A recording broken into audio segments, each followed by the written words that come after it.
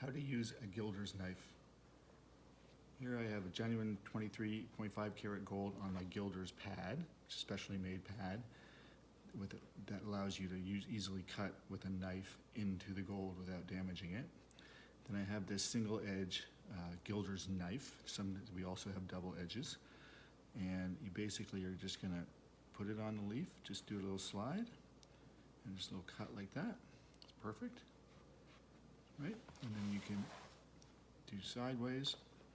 Now the knife can also be used to pick up leaf, move it around. You can slide it a little bit. You know, helps you if you need to adjust the leaf, things like that. And then when you're ready to actually move the leaf around, you'll use your Gilder's tip brush, come to the leaf, pick it up, and move it to your object.